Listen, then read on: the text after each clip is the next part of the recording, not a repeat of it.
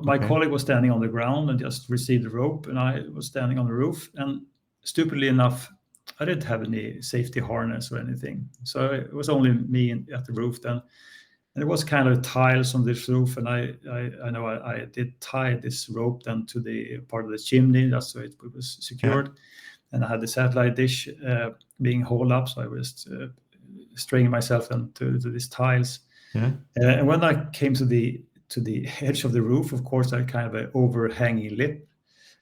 So I had to go down all the way towards the edge of the roof. And you can imagine if like...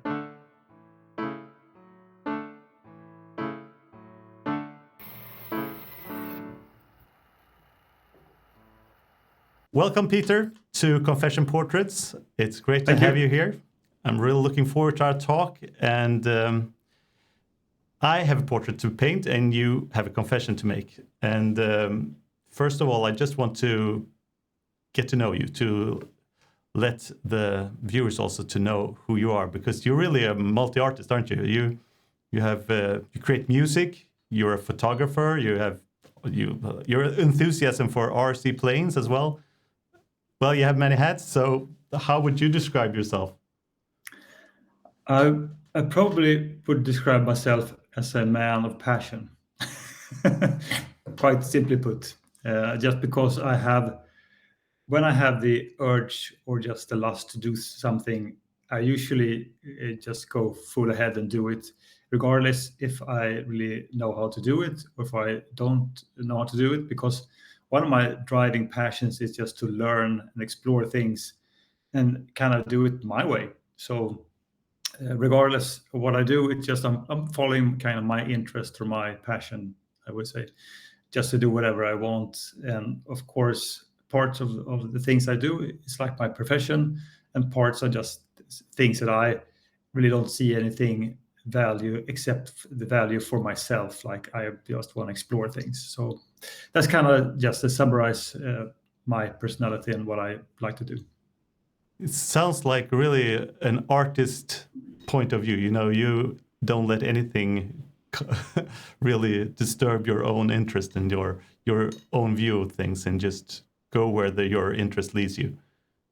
I think that to me at least, it's very important just to have something very pure in life. Like I'm doing it for myself. I have like nothing else to gain but just exploring my own passion and the things I want to do. And I kind of want to keep it a little bit sacred, because I know if I do it like for someone else, or if I do it just to earn money, or I have like another agenda, it's not pure anymore. So that's why I'm doing many things that are just for me. So that's very important for me. So the sacred part, you mean like you don't want to really, well, you monetize your work. You're a photographer, professional photographer, and you also make DJ gigs and so on. And you have monetized YouTube channels, but it's the secondary. The money is secondary. Is that how I should understand that? Yes, of course. When I work as a photographer, that is my kind of main income and the thing I do mainly as my work. And I know, I mean, I'm considering myself that in a certain aspect, I do sell my soul when I work as a photographer, but then that's okay, because then I can concentrate on just exploring the things I want to explore. For instance, I really like to work with people and like to learn how to make myself better in interaction with other people and explore things. And really, I had like 3 goals when I work. Like I want to have a fun day. Yeah. I want to learn something new, and in the end, I want to get well paid, so I'm satisfied with the day. So I mean, that's just my work. But then when it comes to everything else, even if I monetize like my YouTube channel, or if I work as a DJ and I make a little bit of money, that's a little bit secondary. So I do actually just say no to many works, because I don't think that it doesn't give me anything. So I'm not following the money. I'm following my interest of what I think will gain me my exploration of life. Yeah, I really I admire that. I really think it's a great thing to be able to do that. I think most of us don't have the luxury or don't prioritize life like that because we're so obsessed with the security of our finances and you get used to just you think your social environment pressure you also to do certain things and to have a job. You know, it's a social pressure to just go along and follow the main crowd, so to speak. But you don't do I that. know, and this is not. I mean, I haven't been like this forever, of course. I mean, I think that the passion has been with me forever. But during the years, then, and when you, especially when you get kids, and you realize that should I only be like uh, leading my kids uh, as much as I can just to work and keep the kind of the society machinery going, or should I to make time for myself and for my family? So it kind of boils down to, I mean, in essence, do I want to do things for myself, or do I just want to follow like the mainstream or like what everyone else does? Because I think that we really should be like entities and think and judge for ourselves what is best for each one of us. Because I mean, there's no one really thanking you if you're doing things for anyone else. I mean, that's one realization I just come to, that you never get enough thanks to to justify the sacrifice you do when you just lay your life and your time and your effort and your passion like in to please other people. You just have to really please yourself, because then you will get an instant gratification reward, that you really feel that I'm doing this for myself, and if I feel that this gives me something and just brings me forward, I do. I think that's really valuable, and I think that many people actually do forget about that and just Yeah, concentrate on social security and just fitting in into that's society. right. So I But mean, it's an how do you know evolving that? process. Because I think a lot of people maybe also just for they might not even really realize what they like and what their purpose or how so to speak is. How do you find that? That's so innate in you maybe so that you don't think about it. But can you describe what makes you tick? What is it in the things that like to spark the curiosity and make you going? I think that I've been we have been talking previously about these things, and when you talk to other people, you start to it's like a mirror. You start to just reflect on the things you do and why you do them. Yeah. And over time, I come to the realization that kind of a fundamental how I works is that I do collect experience. So I mean, you could really collect things if you like to, if you like a collector, or collect Yeah. money or whatever, or like power. But I collect experiences. So I just want Sure. to, expand my knowledge of things. So I Yeah. think that is a driving force. So you want to That's why learn. That's really want to learn something. to learn. So I think that I mean, if you can learn one small thing, however small it is, each and every day, I think that makes life worth living. So that is kind of fundamental. So And then in a day when you have it, because you have so many different avenues to go on, you have different channels. We talked about your different hats. How after a certain period like they may demand things of you. Maybe you get into kind of the the time when you need just to to do that thing that you thought about from the beginning. It requires you to make work and effort that may take some time.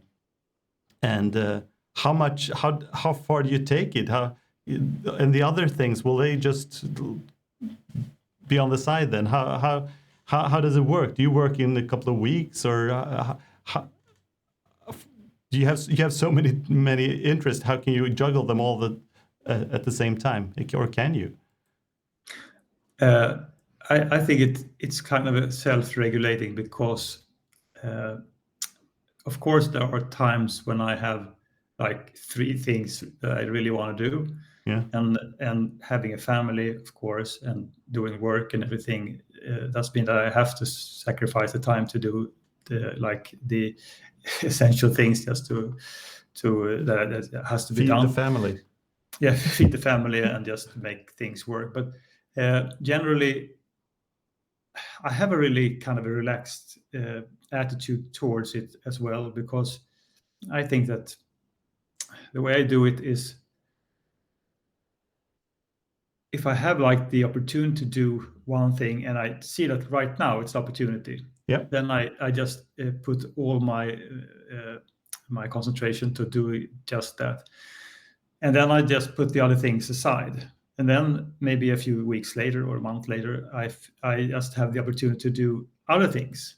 Yeah. And I'm also driven because I don't really like to be bored, but I Yeah. also think that instead of just kind of flipping on your screen and watching stupid and just irrelevant flows on social media, Yeah. I'm just thinking about, how does this work? Can I learn something, or how could I build something, or could Yeah. I improve my skills somehow? Or so I have lots of ideas. It's just like an endless stream of ideas. So I Yeah. don't need really social media. Of course, I do consume it, but I think that I have a really driving force to explore, and then I have just Yeah. lots of ideas just popping up in my head. So And then you need to do them.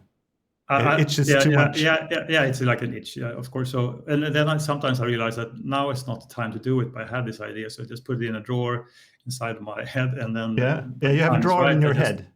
yeah, drawer. Yeah, so we have every interest has like a drawer. So sometimes, okay, this is a great idea, but I cannot do it right now. All So right. I just put it to rest in the All right. drawer, and then I open another drawer, which is has the opportunity and the ability to do it right now. So Yeah.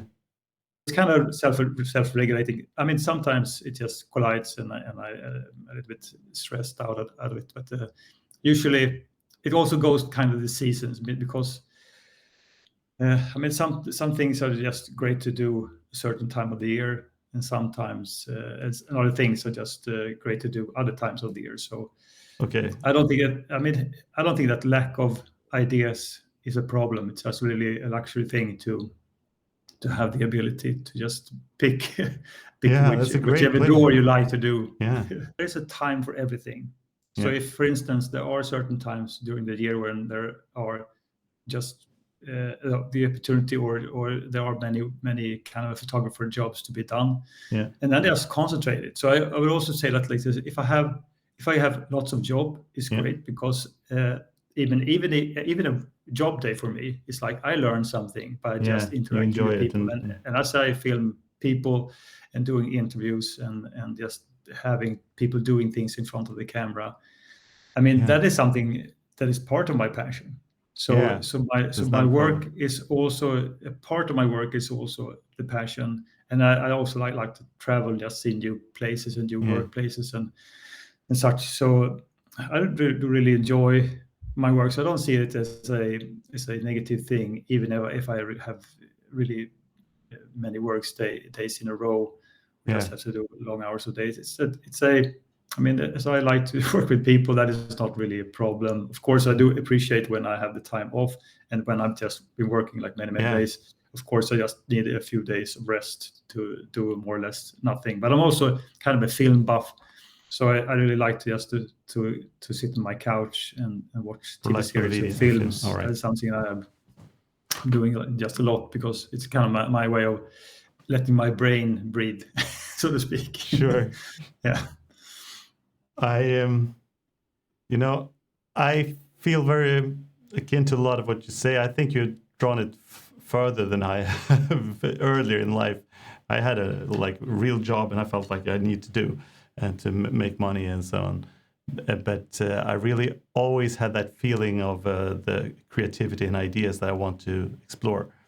And I think I aspired to be kind of a Renaissance man. I thought it was a nice idea of a person that was able to do anything, and then was probably was easier in the 15th or 16th century. Our society is so complex, and it's really difficult to be a pro in many areas. But how do you see that? You learn a lot yourself when doing these things. You're driven by this urge to learn, and the curiosity is your engine, really. So, do you see yourself as a Renaissance man as well? No, I don't see myself as anything particular, really. I see myself as, I mean, there's, as you said, there's always someone else doing it better, and there is so much competition going on in society, which of course could be a really good thing. But I also said to myself many years ago, okay, I realized that I will never be the best at anything, really. And there's always someone who can do this better or cheaper or faster or whatever it is. And I can only do my best when it comes to things. So if I try to be my best every time I do something as best as I can at the moment, there's really nothing else I can do more than that. So that is something that it does really give me comfort also, because I don't have to prove myself, really, that's because right. I'm doing it as best as I can, and if it's not good enough, okay, it's not good enough. But I cannot do more. So it kind of it just relieved lots of stress, I think. Yeah, it must relieve a lot of stress. But this you shouldn't compare yourself to others too much. It's really a source of stress, of course, when you just continuously compare yourself to others, and especially when you jump into different fields. Of course, you're not going to be as big of a pro as someone that has done it for decades. So that makes sense, and sounds like a good way of looking at life. And I also realized when it comes to my work, for instance, it doesn't really matter if you are the best at doing your work. No. But it does matter if you are a very easy person to work with, and you just solve things. So you have to be like this chameleon, like you're just fitting in every situation, and you just you make things work. But it doesn't have to be the best. But you're easy to work with. So people want to be around you because it's so easy. Everything is just fixed. Yeah, but it's nice. It's fun. It's easy. You're efficient. But of course, there's always someone else doing it just tons better, of course. But if you just kind of combine all these things, I think you will become a really, hopefully, just pleasing person to work with. So someone said that if you make a promise, just keep the promise. That's the most important thing. Sure. But then if you when it comes to work, but if you keep the promise, you show up on time, you do the things you're supposed to do.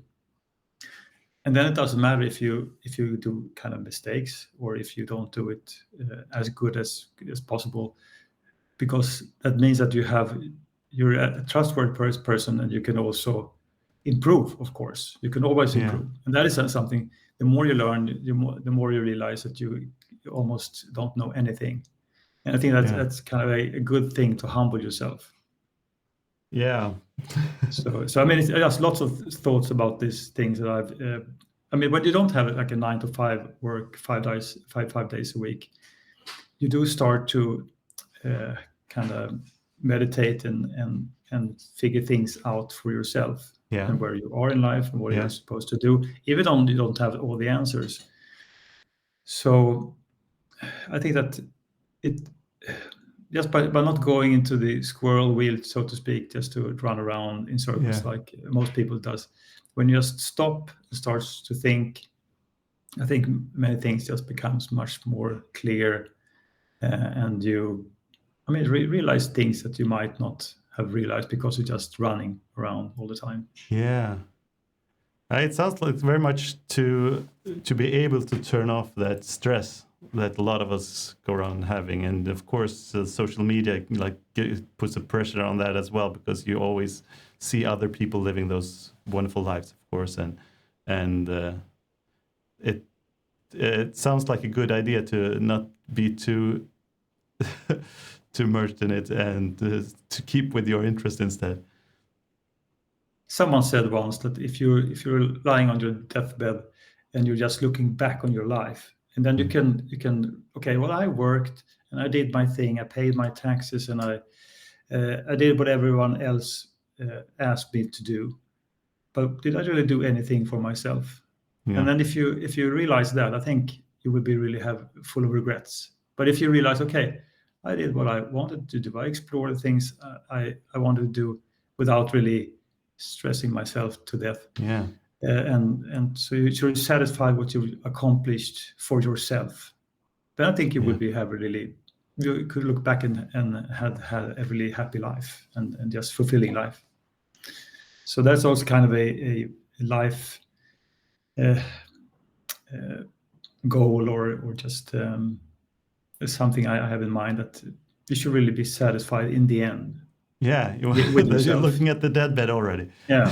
So, but that's it's kind of it's always good to just put things into perspective. Yeah. Like trying to look at yourself from another perspective, because then you realize that some things are just not important at all, and some things are important.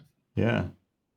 And I'm curious now to learn what your confession would be. Is it something regarding this way of life, or what is it? My confession is a really scary thing. That was part of my work life many years ago in the previous job position I had. So it was kind of a life and death thing, really. All right.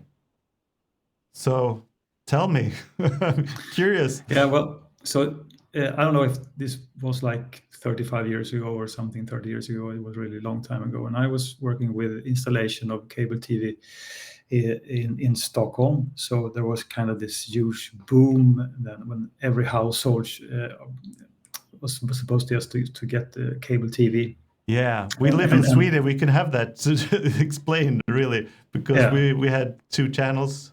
This was we had like 2 channels, yes, and then TV3 and TV4, and just exploded kind of with many channels. So I had a work then, and regardless, it was a really fun work and just free work, because you were like mini teams, 2 or 3 people just working out. This was kind of your first job.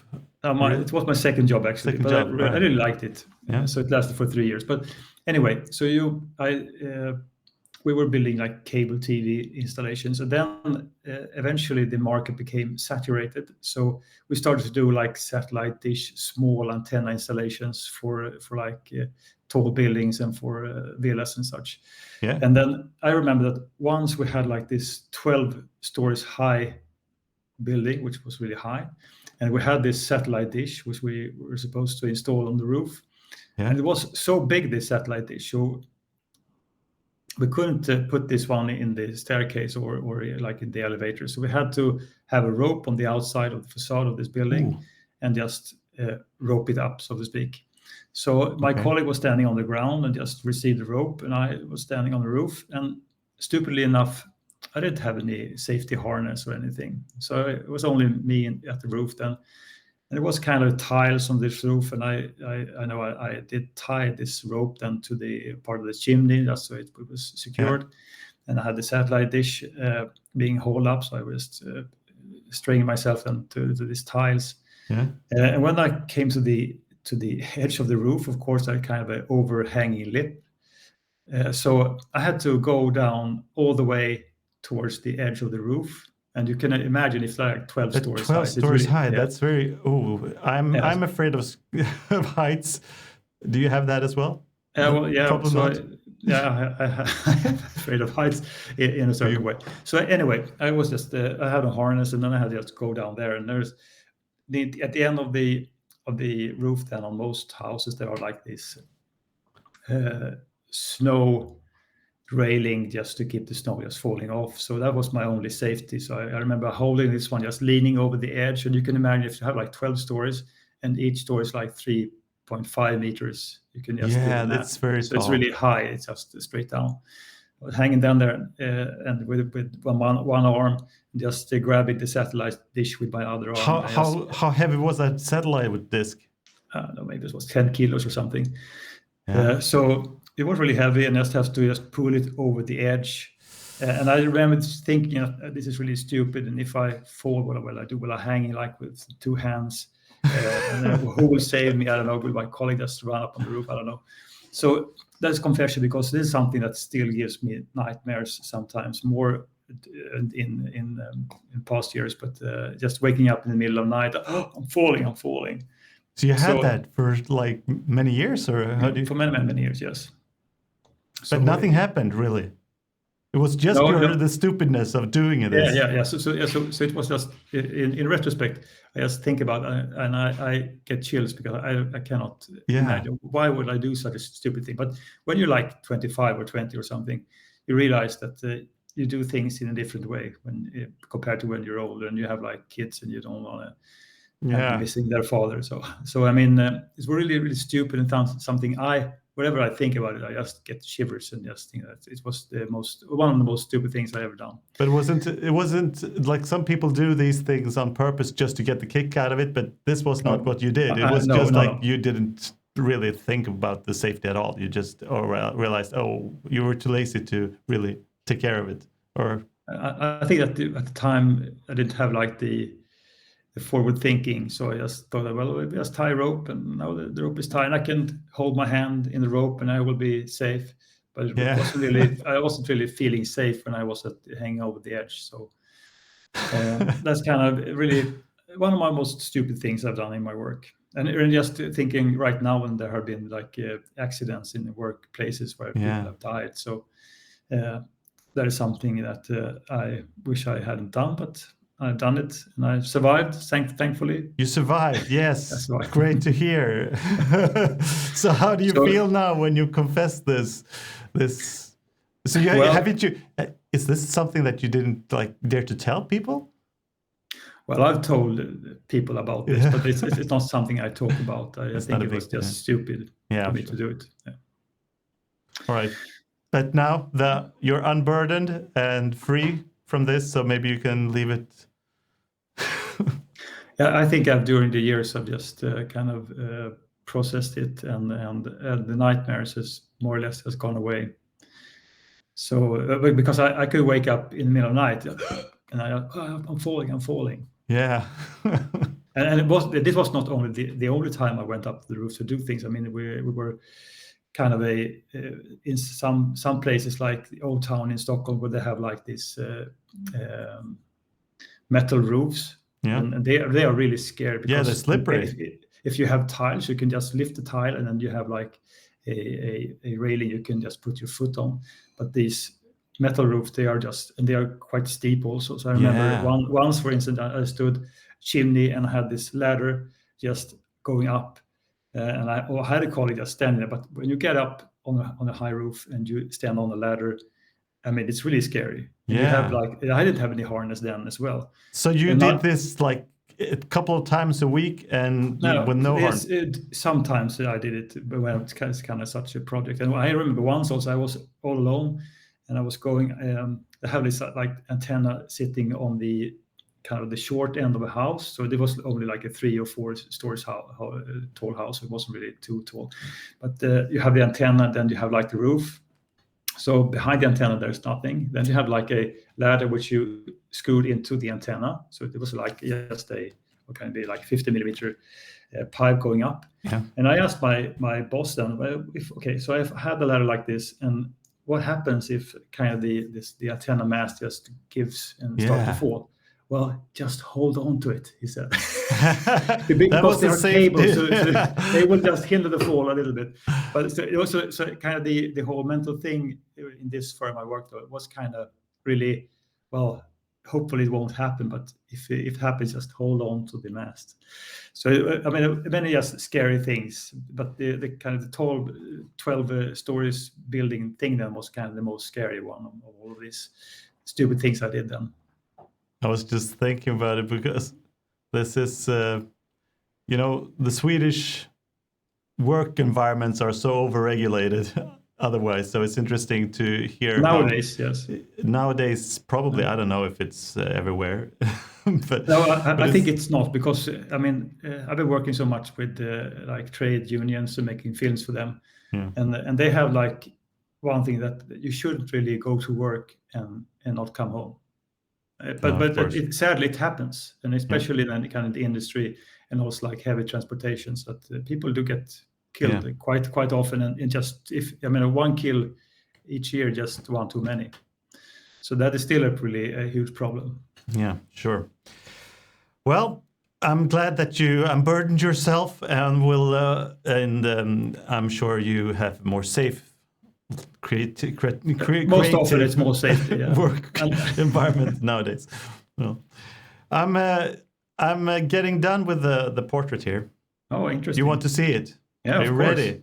Yeah, I'm ready. All right, so here it is. Wow.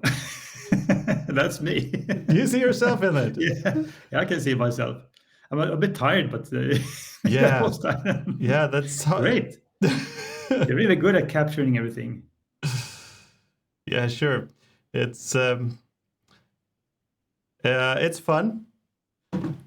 to do.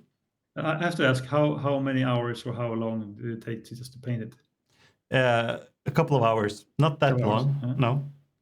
So in all transparency, I don't paint at the same time as we have this talk, because I really want to be able to listen to it. So we have a pre-meeting, and then I paint during a couple of hours, and then we have the real talk. So that's how it works.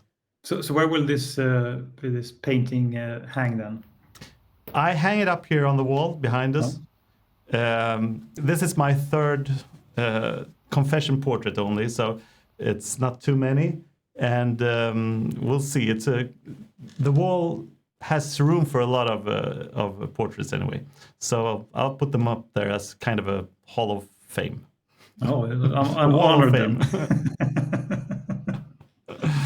Do you want to let people know where they can find you, your different channels and so on? I'll put links below as well, but I'd let you give. Yeah, sure. If they're interested in booking me, I'm available.